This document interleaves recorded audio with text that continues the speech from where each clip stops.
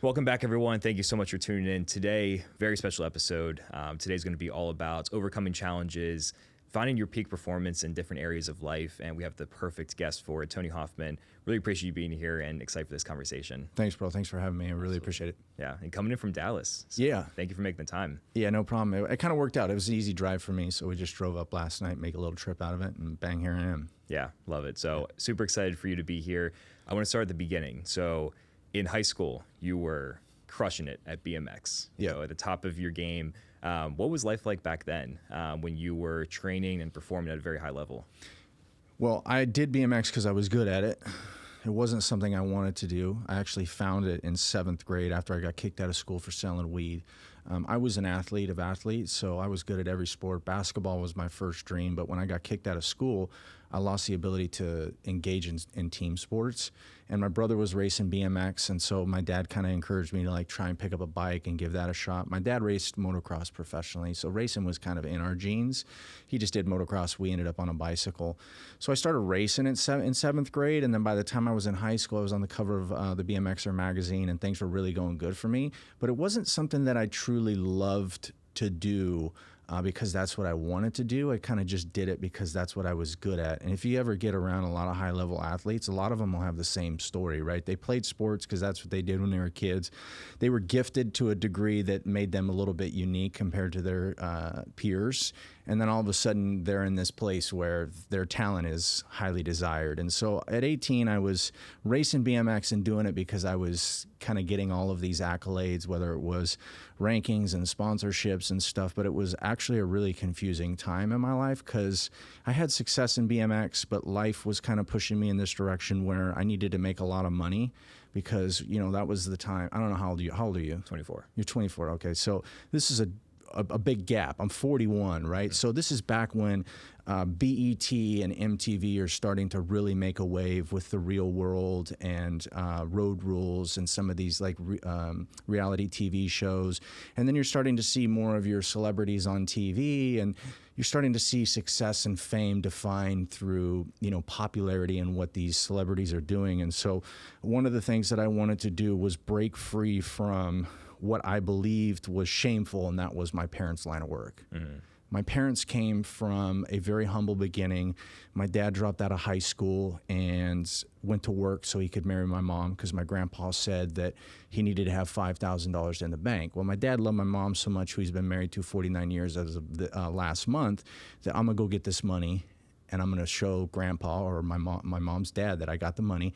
He's got to give me his daughter. He marries my mom. They start on a trailer. They get into the trucking industry, and which is a great industry to be in. There's work all the time. Drivers now can start at $100,000 a year. You don't even have to go to college, right? My parents did amazing.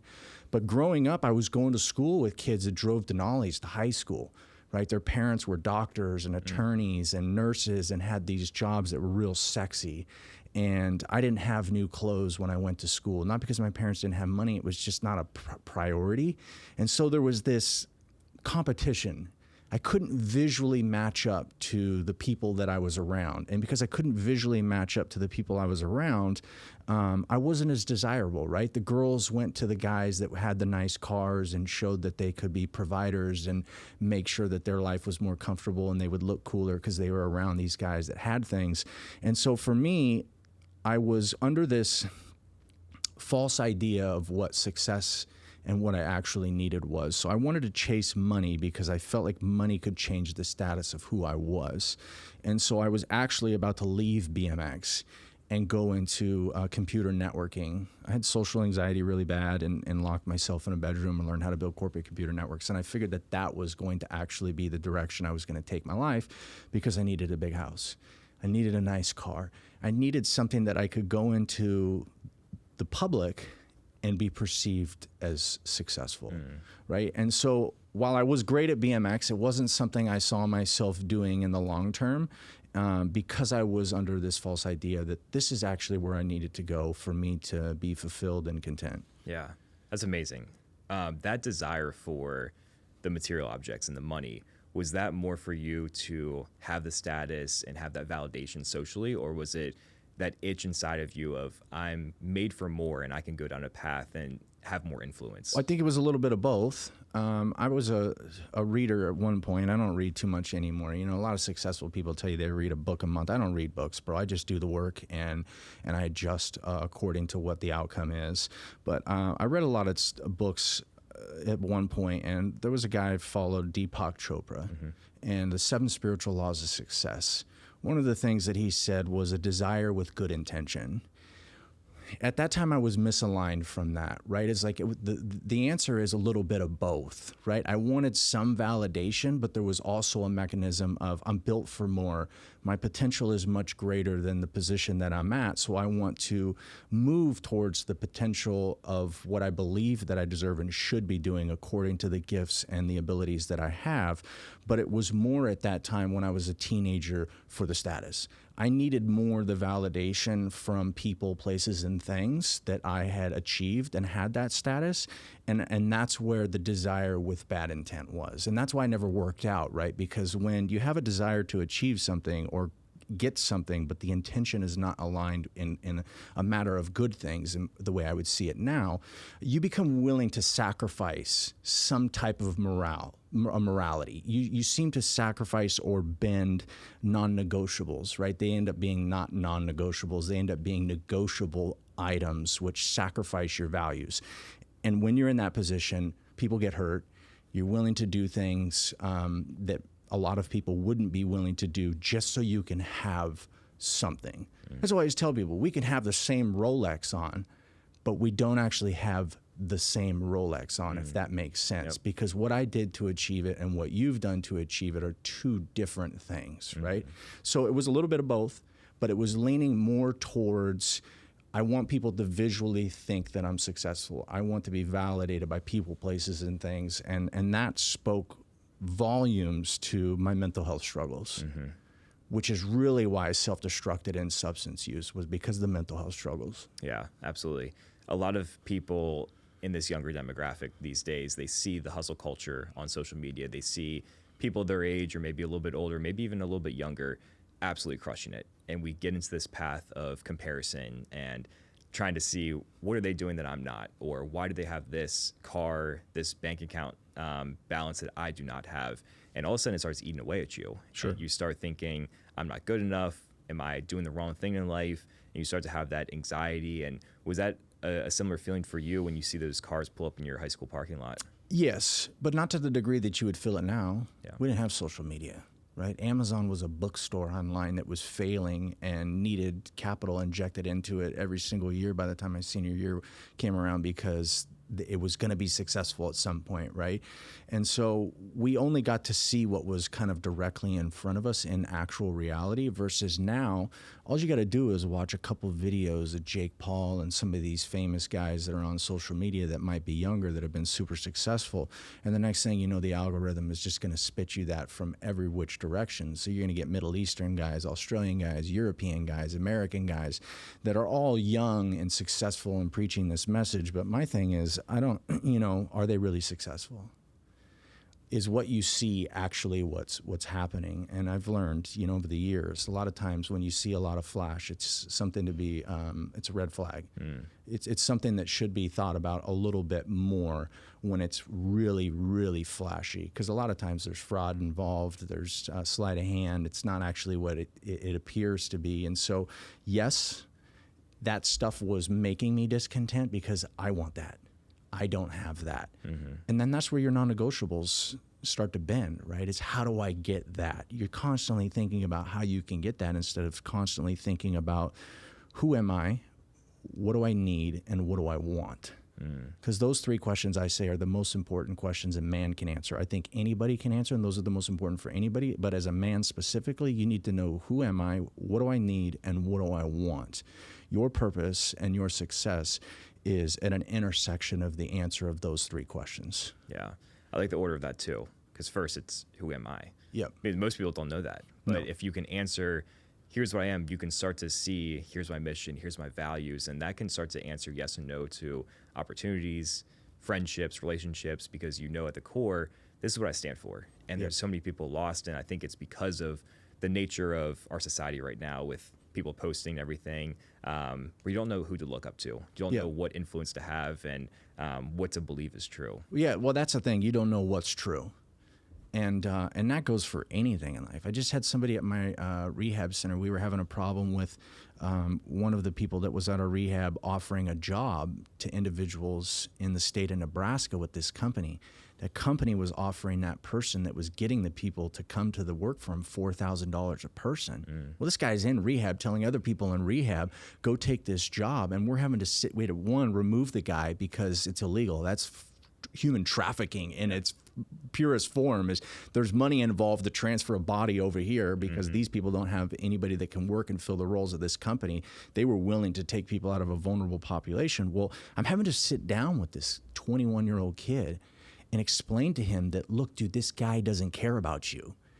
This job opportunity is in a town with 2,200 people. There's a Casey's gas station, a Dollar General, and a bar in this place. And the nearest airport's 4 hours away, bro. Like, and you're in rehab right now. Like, this is not the opportunity that you think it is. And he answers, I'm just so lost. I don't know what's true. He's got this guy offering him a job for money, and then he's got me sitting across from him saying that what you need to do right now is focus on yourself, ride out this rehab journey and get yourself built up so you can go in the world and attract that job, actually show up to that job and maintain that job. We are in a very similar situation with anybody that's between the ages of 13 and 30 right now. Is what's actually real online? Which message is the truth? Nobody knows because a lot of people have been successful in a bunch of different ways, but I have found that the truth is always the truth. And the guys that are building businesses that put food on people's plates that work for them, giving them opportunities to move up in companies and helping other people with the product or solution that they have is typically the truth that will never change. It'll always be waking up every day and being as honest as you can. Waking up every day and helping as many people as you can, and going to bed at night knowing that you did everything as ethically as you could in that process, and everything else in between is a bonus. Yeah, it's very good wisdom right there. The next step in your journey in high school was substance abuse. Yep. And dealing with that mental health problem that you had was leaning towards using drugs. Yep. Talk us through that first experience and what got you to that point. I quit racing, which meant I wasn't going to travel anymore. There was no sprint training. There was no riding at the BMX track, which means more free time. Idle's time is the devil's playground, right? And no person should be disconnected from people. That's kind of one of our purposes as humans, is to be connected with other individuals. And so I had to find new friends. I had a friends group at school, but we didn't spend much time together. But now I got this free time, so we got to spend more time together. Well, they started partying and stuff, and smoking weed and drinking really was kind of part of my non-negotiables. I got kicked out of school in 7th grade, and I told myself I was never going to go back in that direction and do that type of thing. But, you know, being exposed to the environment where other people were doing that constantly, you know, you start to get the itch. What we say in the world of recovery is, if you hang out at a barbershop long enough, eventually you're going to get a haircut. And so while I'm around these parties, watching people smoke weed and drink and doing the party thing, it was only going to be so long before I was going to say, you know, hey, I'll try it. Started smoking weed at first, but weed really wasn't my thing. Made me super anxious, made me super paranoid. But really what it was doing was allowing me to integrate with the peers that I was with. So it was a way for me to go from disconnected as being the only guy that wasn't doing something to being connected through an activity that they were all doing. What I didn't understand at that time is that it was okay for me to be the only person not doing something. What was more important than me being connected through something that wasn't a part of my value system was standing firm in my values and holding firm in who I believed I was and the values that I set forth for myself. And then through the journey of life, connecting with people that were like-minded, and then we would sharpen each other through our skills, through our passion, and through our desire to go into the world with our values. So I gave up my values, started smoking weed, really didn't do much for me other than making a connection. And then it didn't take long to go from there to start experimenting with everything else, because that seemed like what we were doing. I don't know what it was like for you. You're pretty young, but kids start smoking weed. Next thing you know, people buy a bag of Coke and, you know, do some lines of Coke and, Obviously, you don't want to believe that people just buy heroin and try heroin, and that's not the way it worked back then. Yeah. The way it worked back then was kind of the Trojan horse through the prescription pill bottle, right? A lot of people don't realize that Adderall is one molecule different than crystal meth. It's not the same dose and it's not the same molecular structure, but it will create a similar stimulation in the brain. It's a Trojan horse. It could become a big problem for people that leads to a meth addiction. Not for most. Most will just stay stuck and use Adderall and have to take more and more and more. Well, weed didn't work, started using cocaine. Then the next thing you know, the orange bottle came into play. My generation is who started the orange bottle thing as a drug to recreationally change the way that you feel. Opioids, Vicodin and Oxycontin. It was the first time I felt normal. It was the first time I felt secure with myself, and it was the first time like I felt like my anxiety wasn't overwhelming me. So I thought, this will be my weed. You like alcohol? This is I like Vicodin and Oxycontin. You do your thing, I'll do my thing. The problem with my thing was that I was different, right? The relief that I felt and the degree that I felt it when I used Oxycontin was different than most people. Right? A lot of people would use Oxycontin, throw up, and the feeling they got scared them to death and then walked away from it and never wanted to do it again, right? Very similar to a person that blacks out for the first time on alcohol, wakes up, doesn't know what happened, super hungover, anxious from that hangover, and they decide, I'm never drinking more than 4 drinks. I'm never having more than 2 shots because what happened after that was too much for me to handle. That's not the way it works for a person who becomes addicted like myself. The relief that I felt from Oxycontin was to the degree that my brain said, let's just ride this one. This is what I want to do on a daily basis because I can finally feel like I think you get to feel on a daily basis. The problem with my perspective is that I don't even know you. I don't know what you feel on a daily basis. Yeah. I only know what I perceive to think that you feel on a daily basis, which is a dangerous position to be in because when you start comparing yourself to others without knowing others, then you live in a world of self-deception and false reality. Yeah. One thing you mentioned was that was the first time you felt secure in your life. Looking back on the moment now, what do you think you were hiding from at that age to introduce the drugs and make yourself feel secure? Insecurity for sure. Again, who am I? Yeah. What do I need? And what do I want? Not being able to answer those questions, and I don't think a lot of young people can, because I could sit down with 50-year-olds, 40-year-olds that are married with 3 kids in a corporate job and ask them those 3 questions, and they'll look at me like I just asked them to solve the hardest math equation in the world, right? Because it's something very few people do, because school and the world doesn't teach us that we look inward. School in the world teaches us that we look outward. Achievement is something that you can hold on to and show people through your family, the marriage ring, the house that you bought, the mortgage that you have, the job that you've achieved, right? And so for me, not being able to answer those 3 questions really created a place of emotional discontention. I feel like there's no purpose to life. I feel like I'm engaging in a life that I don't belong in, and I feel like I'm lost. And that's a lot of chaos. Every single day, you're emotionally feeling like you're in this place of chaos, and you just kind of want it to stop, right? Well, the herd is moving this direction, and you don't want to be alone because you can't answer those 3 questions to say that's not my herd. So you move with the herd, and you do what the herd does, and then something that the herd is doing ends up making you feel like I found my purpose. I'm okay with where I'm at today, and now I can finally just be. And that was dangerous. Yeah. Because I didn't need to just be. I needed to figure out who I was, what I needed, and what I wanted, so then I could change directions to get more in alignment with who I actually was and be fulfilled by the things that I was doing for myself and others. Around the same time was when you felt the desire for more money and status. Was that feeling still there when you started to use drugs? Yeah, because it just turned into drug dealing. Okay.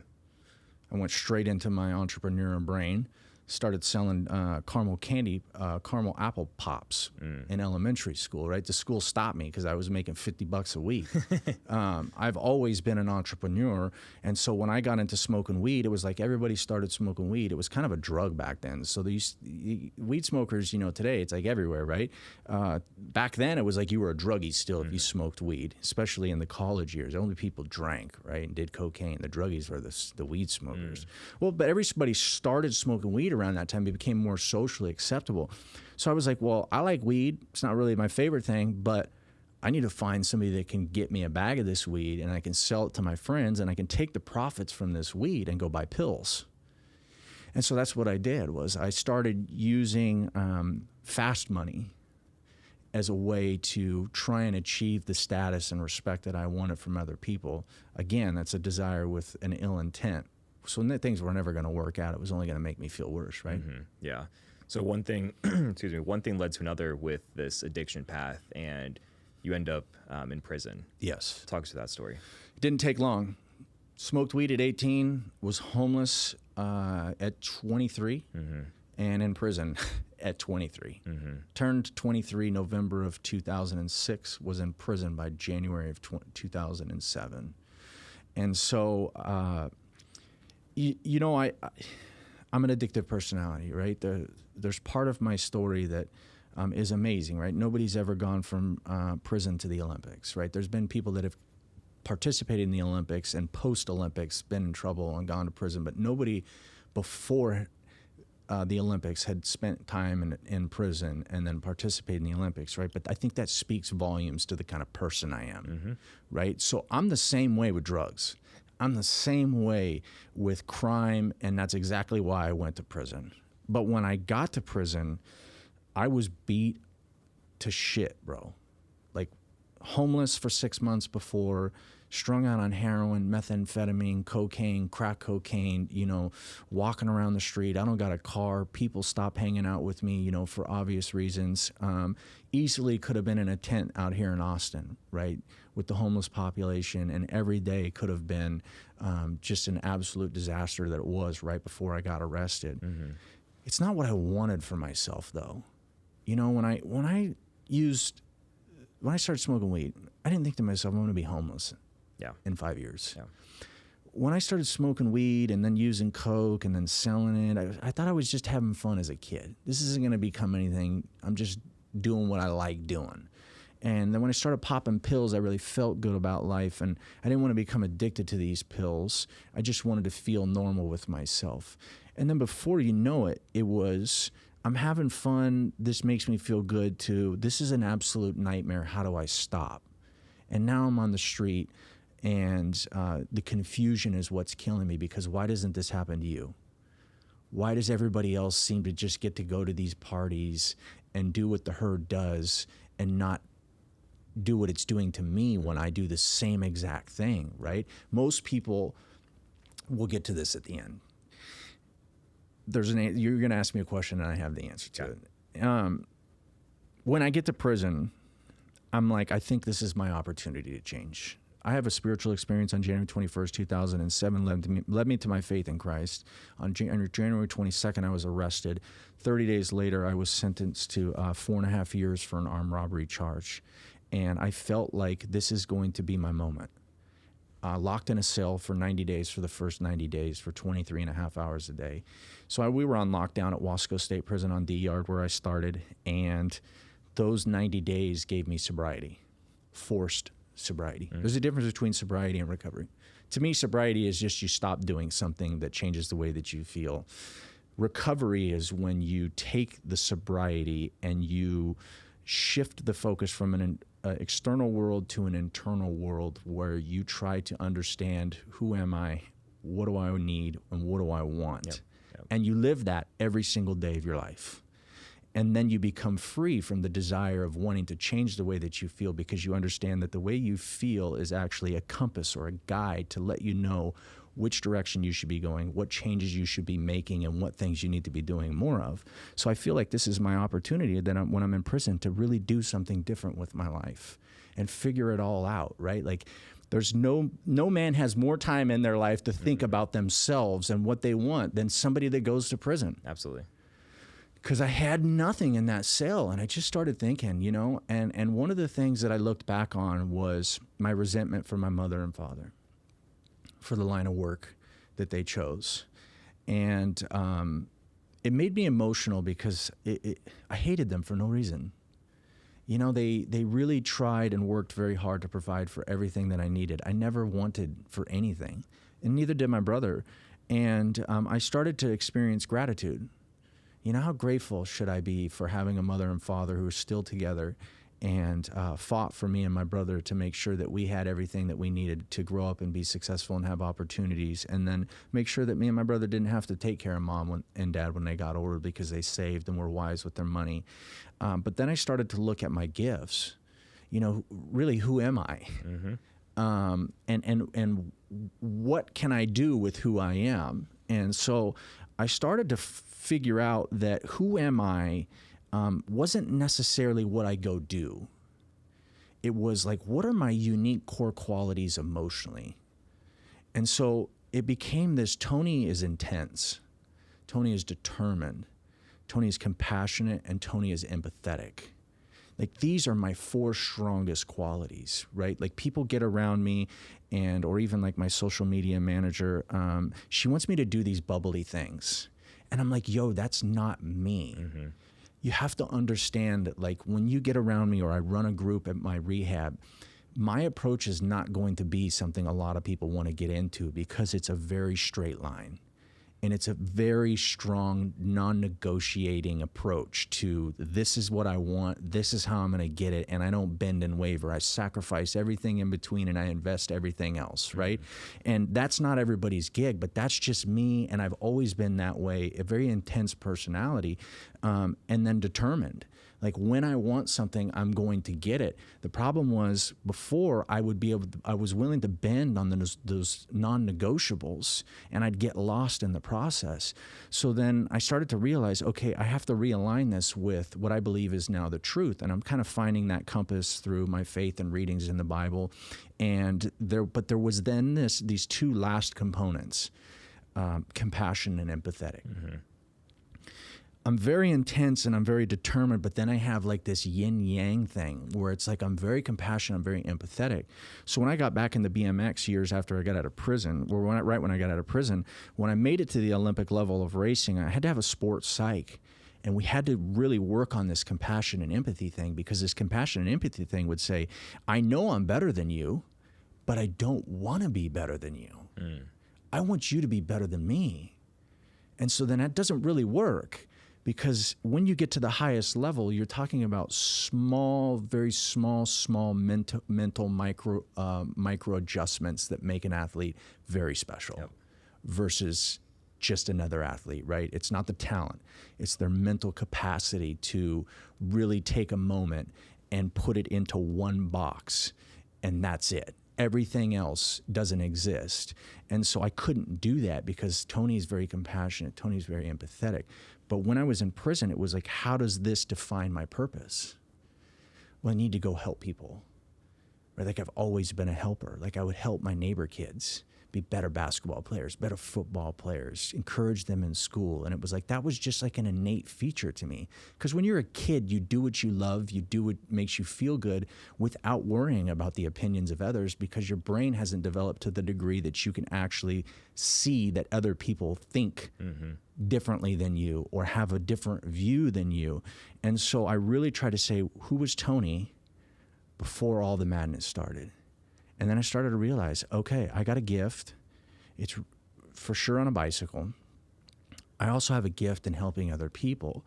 And then my meditation just stayed there, because who am I? This is who Tony is.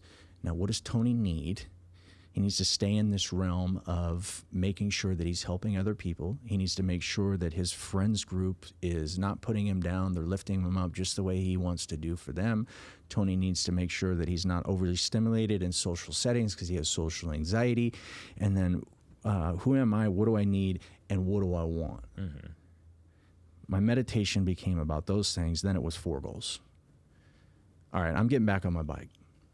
and I'm not taking anything for granted, and I'm going to go to the Olympics, and then I'm going to start a program for kids using the bike, and then I'm going to become a professional speaker.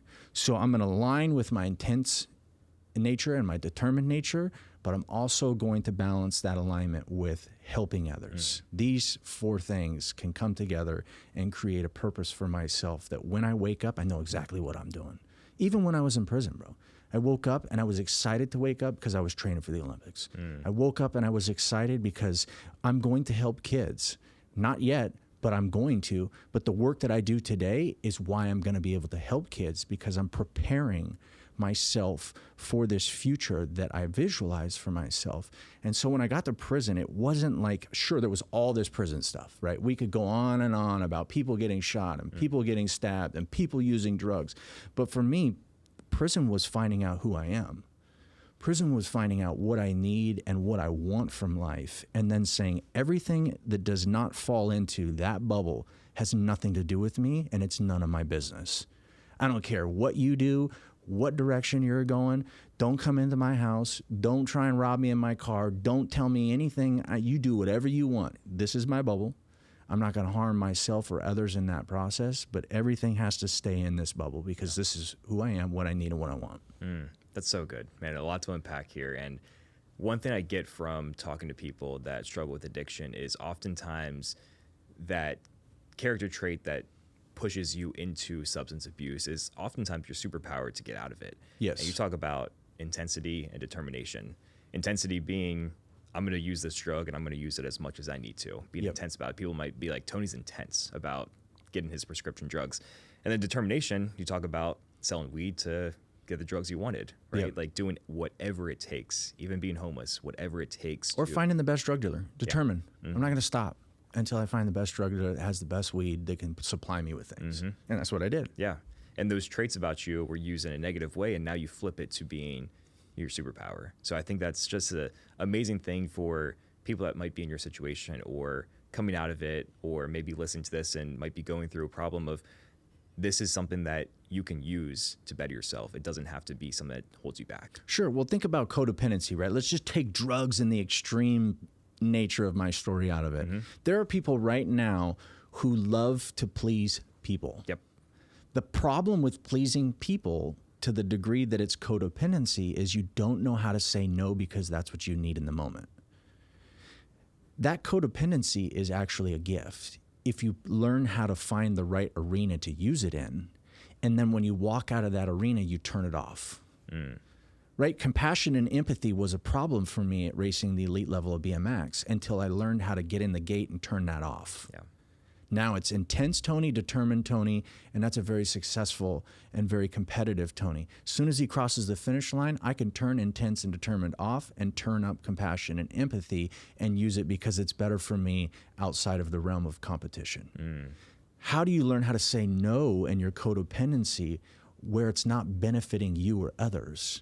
When it's you actually just trying to control the opinion of someone else so they don't think that you're a lame or somebody that's doesn't want to have a good time, et cetera, et cetera. You can use that codependency to go help people. Yeah.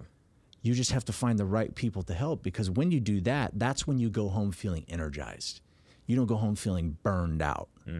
You know, I always believe that burnout is because you're in the wrong spot. Absolutely. 100%.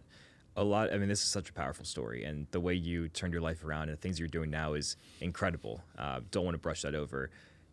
Most of what this came from was that moment, January 21st. Yes. Right? Yep. And so many times in our lives, everybody can relate to this at some capacity, no matter what you believe in, is we're often not strong enough to make powerful changes in our life. It comes from a higher being. Yep. And you and I share our faith in Christ, and January 21st, what happened that day to make you say, I believe in God and this is going to change my life?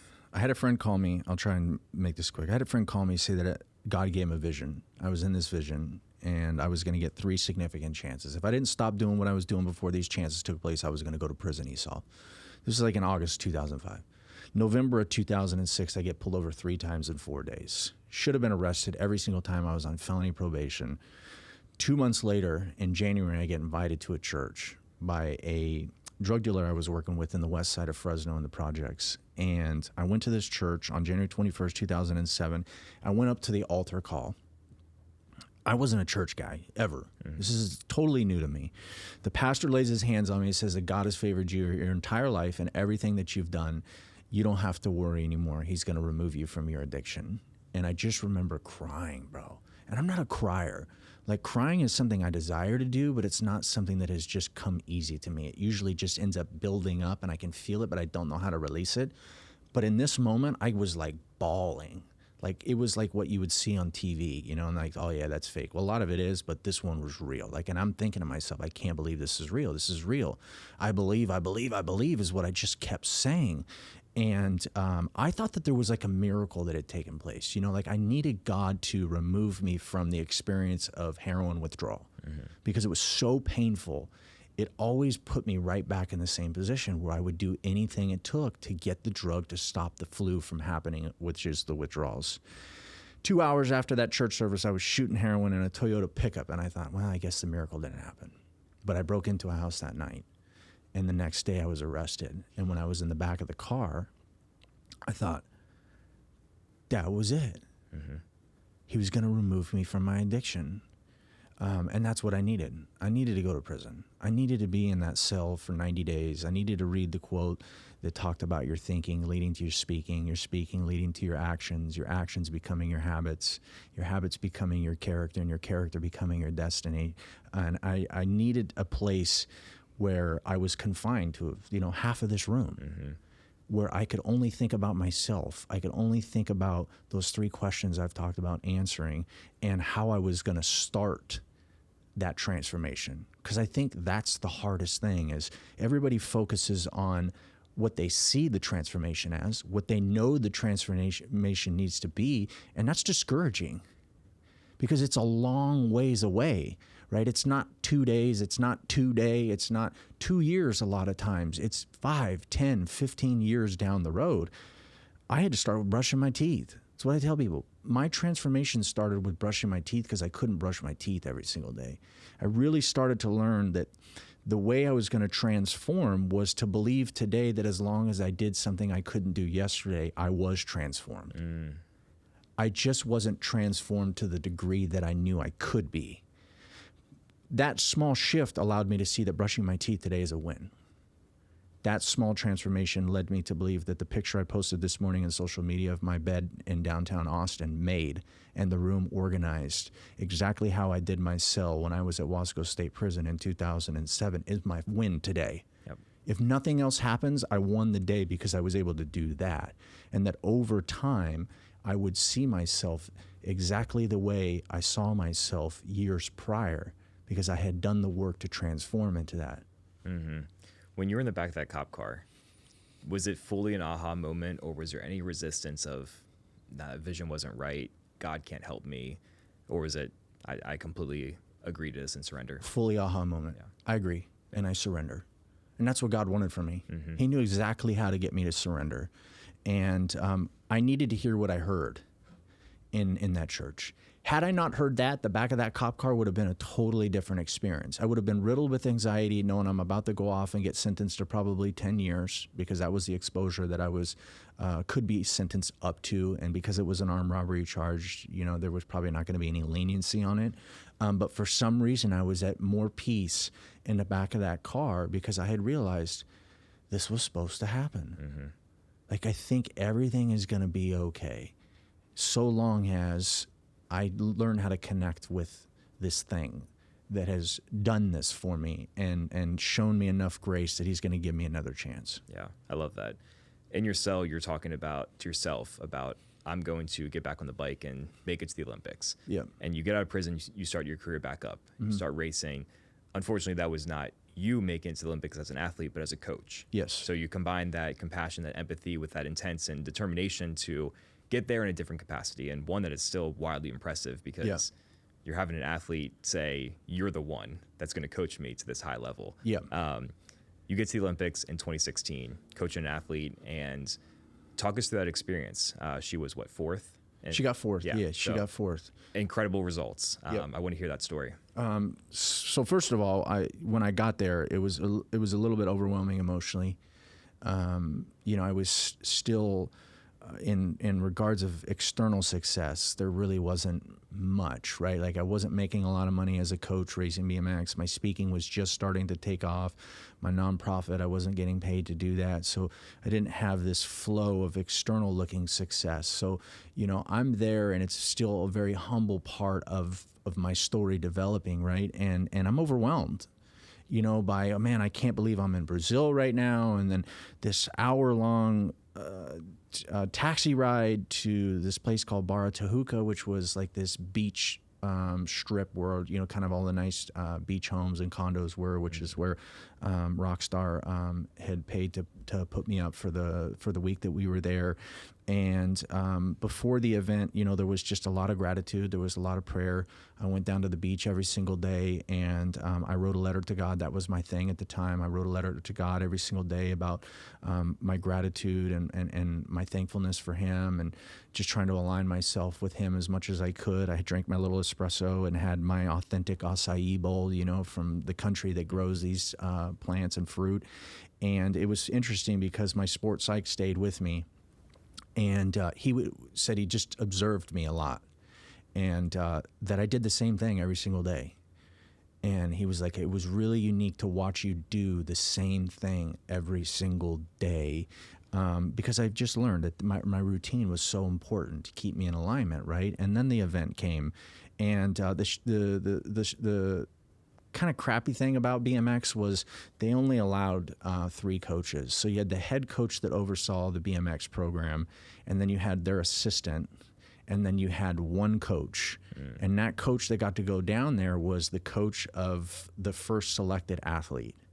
And so Elise got to have her coach down there, and it worked because Connor, who won the Olympics, a friend of mine who won the Olympics in 2016, he had the same coach. So I had to work from the stands in this chain length fence that was outside of the track. And it was so different. Everything's happening so quick, and you're trying to process everything. And the grateful thing that I have for this experience is that I wasn't an athlete.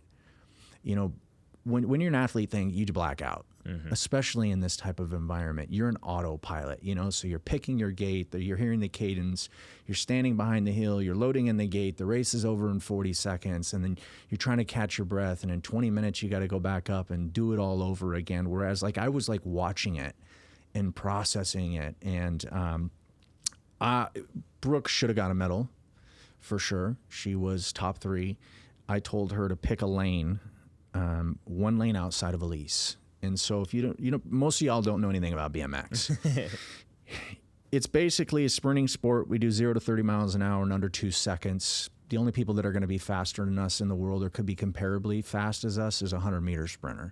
We put out the torque of a Formula One vehicle for up to a second in terms of leg power. So we typically will smoke a running back when it comes to leg strength and speed. We have jumps and turns, though, and we have no lanes. So imagine a 100-meter sprinters not having lanes. Asafa Powell would have destroyed Usain Bolt in sprinting because he was typically faster off the blocks. Or somebody like Justin Gatlin. If he didn't have a lane and he could just jump out on somebody and then run over and block you, he would have won most of the races, right? So we have these 2 girls who are known for crashing themselves. They're very determined and intense athletes. They don't like losing, and they're willing to crash for first. We have 8 lanes. There's an inside and there's an outside. Mariana's going lane 1. She's from Colombia. And I know that Elise is not going to line up next to Mariana because she wants to win a gold medal, not crash at this race. So there's going to be some type of gap. I said pick one lane outside of Elise because Brooke wasn't as fast as these girls down the hill. So I don't want you in between because we don't have lanes. So as soon as the gate drops, you can go anywhere. Anybody that's next to you, if you're faster than them, is going to get cut off and they're going to have to stop pedaling. So if you go one lane outside of Elise, whatever's in here is going to get cut off. The girls outside of you aren't as fast as you. We're coming home with at least a bronze. If those 2 girls do what I think they're going to do, which is crash each other, we're going home with a gold medal, and we're going to win on strategy, which is totally cool with me, right? 5 minutes before the race, she texted Jay Rich, her sports psych, my sports psych, when I raced. And she said, fuck it. I'm going inside. I got this. And she went 1 lane inside Elise. And I was discouraged because I know her, right? I'm a coach.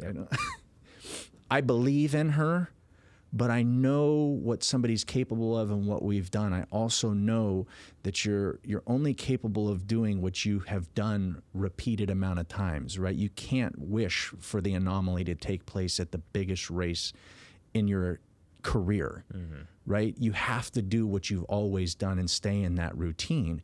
And that is know that we're not as fast as those girls down the hill. Concede to that. Let's find the next way to get a medal that works with what we have. As soon as the gate dropped, Elise cut her off. She had to stop pedaling. The girl that went 1 lane outside of Elise took 3rd place. There it is. She came back and she was like, I should have listened to you. Yeah. And I wanted to yell at her. But there was also that side of me that said, we're at the Olympics. Yeah. It's over. There's no emotion is going to change this result. We had the talk after. We win together and we lose together. You have to understand that if I didn't believe that was the best thing for you to do, I wouldn't have recommended it. Yeah. And it didn't matter to us. Brooke and I are so close and have such a bigger, our relationship has had such a bigger life purpose than the Olympics, but it was an amazing experience. Yeah, that's so good. Yeah. One special moment you had from there was someone at the Olympics recognized your story, and you were given a letter from the Olympics and from our country recognizing you. And I know you're a very selfless person, but a lot of people were very invested in what you were doing. And you weren't an athlete. You were just coaching there and supporting, and you were still inspiring people. So what was that like? Probably the coolest thing ever, because there has been people, there's always haters. He didn't go to the Olympics. Yeah. I don't know why he says that. And I was sitting at this table at dinner, and there's some big wigs from the United States Olympic Committee, Brooke and I's family, who I love dearly, pumped me up all the time. Yeah, we're there for Brooke, and they're like talking about me, right? Which is not my way of doing things outside of these podcasts, right? And they're like talking about how this stuff I've overcome and these things that I've been through. And a couple weeks after the Olympics, a guy named Jim Miller reached out to me and said he was at that table and had no idea about my story. And he said, I want to send you something on behalf of the United States and the United States Olympic Committee. It's a commemorative coin that not every coach gets, but only the ones that have done unique jobs for the United States Olympics. And so I now have this letter from the United States and the United States Olympic Committee that has my name on it. Thanks me for my service to the 2016 Olympic Games, specifically with Brooke Crane as an athlete to perform to her highest degree, and a little commemorative coin. And I always say, I have that, and I believe God gave me that. So when somebody says that I wasn't in the Olympics in 2016, I can say, for somebody that has not been there, why would I have this? Yep. Because I can show you a lot of them right now that were part of the coaching staff that do not have this, because it was not given to every single one. So it's something that I hold dear. I obviously know I can't take it with me, but it's something that doesn't give somebody a chance to say he wasn't a part of the Olympics, because I absolutely can prove it. Absolutely. Yeah. And it's such a testament. That moment is testament towards your character and everything you went through. And another part of your testament is speaking now. You're a highly sought after speaker in the wellness space, and people struggling with addiction. You're traveling over 200 days throughout the year, going to different engagements and inspiring people. So what is that like? You go from being in prison, struggling with addiction, to now people are saying, Tony, we want you to change our lives. It's wild, because it wasn't that way in the beginning when I started speaking. I spoke for free for 4 years before it was ever a career. Heard we're changing directions, we're going a different direction. No, you know what, we decided to do something else, or we're not interested in you for a long time. To be at the position that I'm at now with the reputation that I have as a speaker is still humbling. My TED Talk is one of the largest TED Talks in the world for the wellness addiction space, mental health space. The Johns Hopkins medical program uses my TED Talk, a part of their curriculum. Wow. In the UK, my TED Talk is used a part of med students' curriculums. All over the world, my story is used in prisons. and institutions and rehabs to show people like what's possible. That just because you're here doesn't mean that your life can't have this huge transformation. Speaking today still feels like it did the very first time I've done it. Although I do know that I'm coming to the end of the road because I'm exhausted, man. You know, I've been on the road 250 days a year for, the last 10 years or so, minus the pandemic, which changed things for everybody pretty much. But, I'm always so honored when somebody believes that my story can make a difference with their students, with their medical staff, with their government programs, with their parent nights that they do for people. And so I really just try and go in and one, use my story as inspiration and hope, but two, more or less help people understand the why and the how. Right? That addiction is not about good people, bad people. It's about underlying conditions that we didn't know existed oftentimes. For example, 68% of kids who smoke weed, use nicotine products, or any type of alcohol or mind-altering substance, if they use it before they were 14, 68% of them have been sexually abused. Wow. So think about your middle school years and who was smoking weed or cigarettes. There's a high likelihood that they were actually victims of sexual abuse. It doesn't just happen. Something goes on. Something's happening with their psychology that they didn't ask for, their mental health. Something was happening in their environment that they were seeing, or hearing, or something that was done to them that was creating a trauma. And that trauma was showing up with their mental health, their emotional stability, right, is feeling secure. They started using substances for whatever reason. That substance tricked them into thinking that they were doing just a little bit better, like I did when I started using prescription painkillers. So I try to help them understand how that actually works so they can, one, have a different belief system, but two, have more compassion and empathy for people that are out here in tents. Right? Like, I don't want them living behind my house. But people know I'll shake their hands, I'll buy them food, buy them drinks, treat them like human beings, because I know that every single one of those people has a story. They have a beginning, and if we heard their beginning on this podcast, your views might go into the millions, because some of the stuff that they're going to tell you, people don't even think happens in real life, because we've been so fortunate to not experience some of those traumas, That's so good. When I hear you say that about the substance abuse at a very early age and going to sexual abuse, a lot of issues today, like how can we prevent them is what my mind goes to. So let's say, I'm going to put you on the spot. Let's say you're in the Oval Office or you're running some sort of government department that you can enact some change. What would you do to help those kids before they touch those drugs? How can we prevent them going down that path and shore up some other issues? I know it's a very, very deep subject, but is there anything that comes to mind? Sure. I think we need more robust mental health systems. I actually saw an amazing blueprint not too long ago in South Ripley County in Indiana. If a student is caught using drugs or substances or gets in a fight, the school doesn't actually deal with it, which I think is great. I want teachers to be teachers and principals to be principal. Principal control the culture of the teachers, which flows into the students. The individuals that show behavior struggles, they go off into this program that's run by the police department. And it's not punitive. It involves the family and the student. They have to go to this youth center for a determined amount of time, depending on what it is. It might be so instead of doing a 3-day suspension, you got to go here. And when you go here, the parents have to show up. And if parents don't show up and aren't a part of this stuff, where psychologists and counselors are educating not only the teen, but also the family on what may be going on and how they can support, they end up going further into the pipeline of, well, your kid's not going to go back to school yet. I liked this idea because it allows the school to be schools, but it also starts to give us an opportunity to start working with individuals on what it is that they need, so we can redirect the behavior before it becomes so impulsive to the degree it's an addiction. And then obviously, if you're 70% of kids who use drugs before 14 will become addicted as adults. We need to reduce that number. We can only reduce that number by spending more dollars on mental health systems.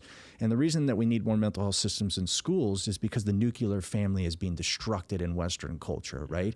The mother and father roles have been destructed. You have more single moms and more single dads than you've you've ever had. The divorce rates are through the roof. The reality is a human being needs a mother and father to provide discipline, structure, routine, care, nurture, and love to build up a young, strong, and confident person in who they are, what they need, and what they want. So that drugs and alcohol aren't actually any type of relief or excitement to the degree that it was for me, and that it overpowered me and took me into addiction. Because the same brains that live in the United States in humans are the same brains that live in Europe. Yep. Yet Europe does not have the addiction rates we do. Well, the nuclear family is still pretty important in most parts of Europe, right? The mother and father raise a child with discipline, structure, routine, care, nurture, and love, which creates a more whole person. If I was in the Oval Office, that would be the first thing that I would do, and then put billions of dollars in impoverished communities, pay teachers more in lower socioeconomic school districts, and try and create a culture in poverty-stricken communities that over 50 years can climb them out of some of the instinctual behaviors that poverty creates. Yeah, that's so good. I love that. Yeah. You're also doing great work in the treatment space, rehab. So you have your own center. Talk us through that. Yeah, so I started PH Wellness with my business partner, Matt Paz, 2.5 years ago now. We wanted to create something different. We wanted to create something that we believed was missing in the treatment space, and that was fitness. So if you come to our campus in Southern California, our gym is about the size of the one that you just showed me out here. Gym and rec center. It's 5,000 square feet, so maybe about the same size as what you have out there. And we believe that not only does a person need to be stabilized, medically detoxed, and taken away from their substances, but you also have got to create some type of dopamine. And the best way to do that is work out. And it's we don't need you squatting 300 pounds. We don't need you running marathons. We just need you in the gym with our trainer, Mark, who's a certified personal trainer who loves people and is going to treat you with enthusiasm, care, and whether you're walking in the gym with us while we work out, or you're punching and boxing with him, or you're lifting weights. It's really trying to create one community, because we know that when you get out here, you're only going to be able to lift out alone by yourself for so long before you start having conversation and meeting other people that are just like you, that love working out. Maybe they eat healthier. They actually don't drink either. They want to take so much care of themselves. They don't not drink because they're addicted people or struggle with alcoholism. They just are more conscious of their wellness and how they feel sober versus when they drink. And the next thing you know, you feel like my family is here. Is we want to create that same community family feel through the fitness that we have at PH Wellness, but we also want to create this could be part of your recovery. It was a part of mine, it was a part of Matt Paz's, it was a part of Derek Stafford's, and it was part of Barry Vince's, the 4 people that founded PH Wellness. So we have 24 beds now. We just bought another location that'll put us to 24 beds. We're what we call detox and stabilization facility. So it's the first 30 days. We're going to take you from the worst of the worst, withdrawals from, narcotics and alcohol, medically detox you, and then stabilize you over the next few weeks and start giving you a foundation of why does this addiction occur? You're going to sit down with a master's level clinician who's going to help you understand root causes. It's going to help you understand any type of mental health condition. So if you're dual diagnosis, we're going to find out if that's what the case is. If that is, we're going to treat both the addiction and the mental health struggle if with medication, if so be needed. And then we're going to help you plan what your future looks like. We try to keep people in a pipeline for 90 days. Sometimes they can't do that. But most importantly, I think outside what we do for our clients or our guests is what we do for our staff. Like Matt and I are big culture guys, right? And we believe incentivizing our employees. We believe hiring within and moving employees up and letting them see that, look, we can't do this without you. We care about you. And however we decide to take care of our employees that ever might listen to this know that we do these little things that other people don't. So people see that, hey, look, we're not just owners that make money and that's all we care about. We actually care about you just as much as we care about our guests. Because if you don't feel like we value you, how could you ever show up to work and value the people's lives that we're trying to change? And I think that that's what makes us very unique. That's why we have over 100 reviews, and they're all 5 stars from people that have gone to 15 treatment centers and said, there is no other treatment center like this in the world where their staff, every single one of them, care about you to the degree, and the owners are there and care and are plugged in and running groups and helping us. No other place is doing this. And so PH Wellness is my new baby. It's my segue out of treatment, you know, as I begin to take a bow and thank God for giving me the life he's given me over the last 16 years as a speaker, which also allowed me to open up my treatment center, but then focus on creating a national brand with the treatment center. Just like I've done everything else, we're getting ready to look at expanding outside of the state. We opened an admissions office in South Florida. We've got 24 beds in California, and we've been looking at open up to a 50-bed facility out of state. And so I'm going to build a treatment center brand that represents everything that I've done in my comeback years, and just continue to use that compassion, empathy, intense and determined parts of who I am to really achieve what I want and what I need. That's phenomenal. Yeah. I love how fitness is at the core of it, because I always like to say fitness is the gateway drug to becoming a better person overall. Yeah. You start getting into that routine, and soon you start, you know, doing the small things like make your bed and treat other people better, and maybe waking up a little bit earlier and doing the things that make you a more productive person and really change your life. So those are the people that need the most out of that. I think it's the one of the few dopamine rushes that won't let you down. Yeah, I agree. It really doesn't. You know, it gets to the point to where I need to go to the gym today. That's a great craving to have. You get to the gym enough, and guess what? You're going to want to change your diet. You want to change your diet and go to the gym all the time, guess what else is going to change? The people you're around. After you change the people you're around, next thing you know, holistically, like your mind, body, and spirit just feels so different. And it was by one single action, just going to the gym. It ripples into every area of your life. It's so cool. I love that. Yeah. Well, to wrap up, I have my 3 final questions for you. First off being, how do you define success? For me, it's content.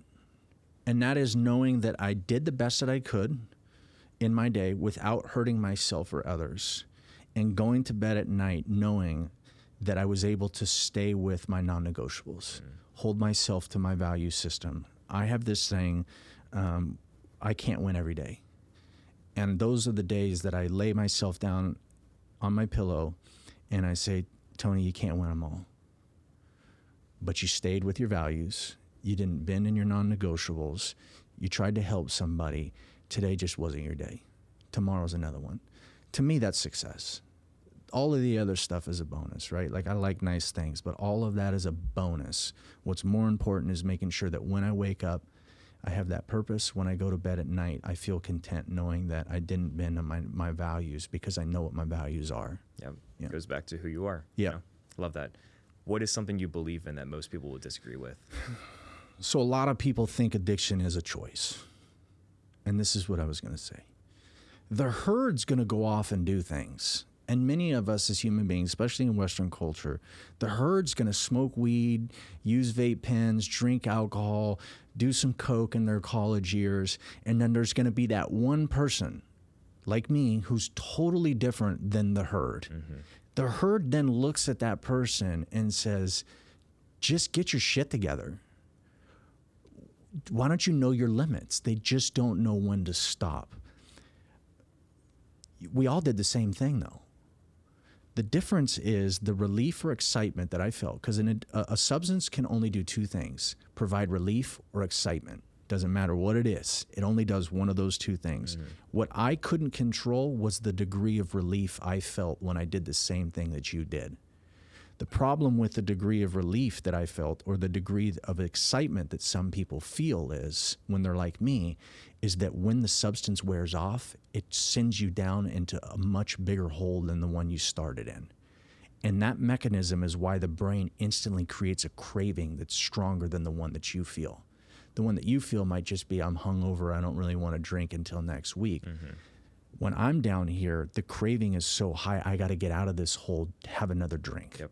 And that becomes an obsession that I can't control.